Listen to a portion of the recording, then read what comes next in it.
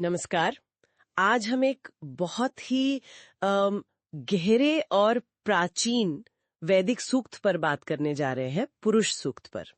आजकल हम देख रहे हैं और हमारे स्रोत भी यही बताते हैं कि कैसे सोशल मीडिया पर राजनीतिक बातों में इस सूक्त का इस्तेमाल सामाजिक विभाजन को, ऊंच नीच को सही ठहराने के लिए किया जा रहा है। और ये सब एक बहुत बड़ी गलतफहमी पर टिका है। हाँ, बिल्कुल। और ये गलतफहमी, जैसा आपने कहा, कोई आज की नहीं है। सदियों से इसकी एक बहुत ही शाब्दिक, मतलब लिटरल व्याख्या होती आई है कि भाई विराट पुरुष के मुख से ब्राह्मण निकले, भुजाओं से क्षत्रिय, जांघों से वैश्य, पैरों से शूद्र। संस्कृत का ज्ञान कम होना और सूक्त का जो असल दार्शनिक मर्म था वो कहीं खो गया। तो बस कर्मकांड और सामाजिक वर्गीकरण का एक हथियार बन गया ये। स्वामी विवेकानंद जैसे गुरुओं ने भी साफ कहा था कि ये कोई बायोलॉजी की क्लास नहीं चल रही है यहाँ। सही बात है। तो इस शाब्दिक और कह सकते हैं राजनीतिक अर्थ से ऊपर उठने के लिए आज हम श्री अरबिंदो के नजरिए को समझेंगे। उन्होंने इसे सिर्फ पौराणिक कथा या समाज का वर्णन नहीं माना। उनके लिए तो ये चेतना और सृष्टि की संरचना का एक गहरा प्रतीकात्मक रहस्य उद्घाटन था। तो आज की चर्चा इसी पर रहेगी। जी, श्री अरबिंदो का जो सबसे बड़ा योगदान है वो पुरुष की समझ को ही बदल देता है। उनके लिए पुरुष कोई विशाल शरीर वाला दैत्य या देवता नहीं है। पुरुष है सत चित आनंद, यानी अनंत अस्तित्व सत, सर्वज्ञ चेतना शक्ति चित और परम आनंद आनंद। ये उसका मूल स्वरूप है। अच्छा, ये बहुत दिलचस्प है। तो फिर वो जो यज्ञ की बात आती है सूक्त में, उसका क्या मतलब हुआ? वो कोई हिंसा तो नहीं है? नहीं, बिल्कुल नहीं।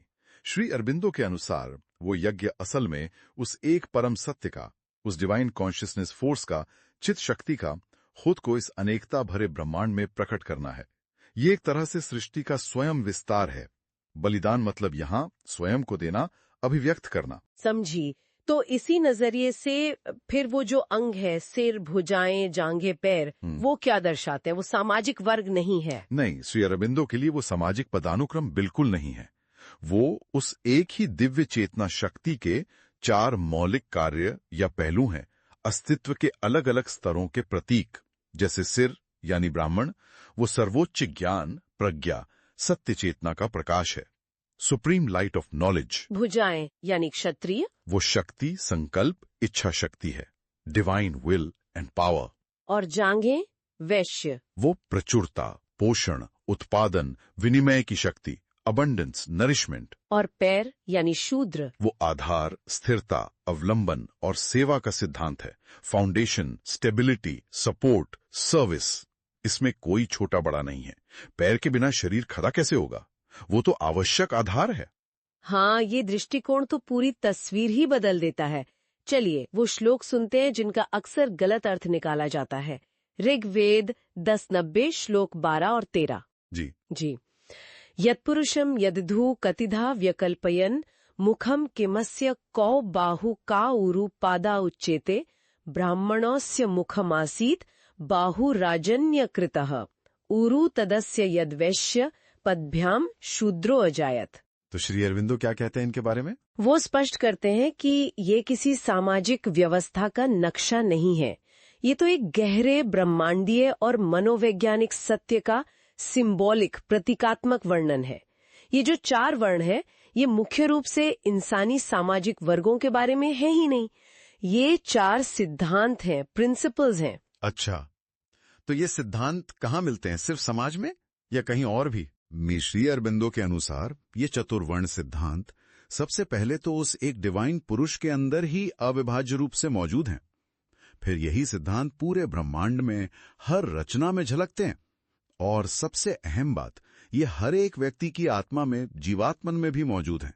हम सब में, आप में, मुझ में, हर किसी में ज्ञान, ब्राह्मणत्व, शक्ति, क्षत्रियत्व, सामंजस्य उत्पादन, वैश्यत्व और सेवा, स्थिरता, शूद्रत्व की क्षमता है, पोटेंशियल है। तो इसका मतलब ये हुआ कि जो बाद में जन्म आधारित जाति व्यवस्था बन गई, वो इसका असली मतलब नहीं था।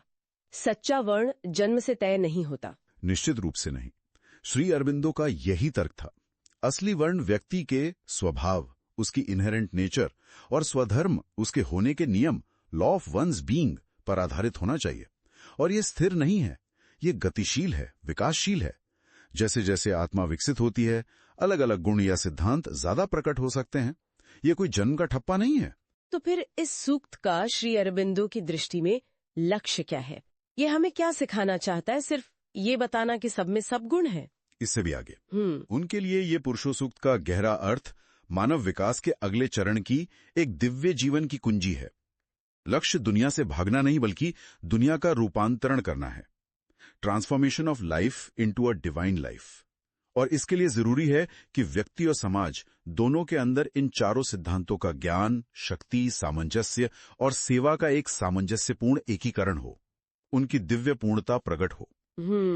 तो संक्षेप में ये सूक्त असल में विभाजन का नहीं, बल्कि व्यक्ति, मानवता और पूरी सृष्टि की आंतरिक एकता और दिव्यता का खाका है।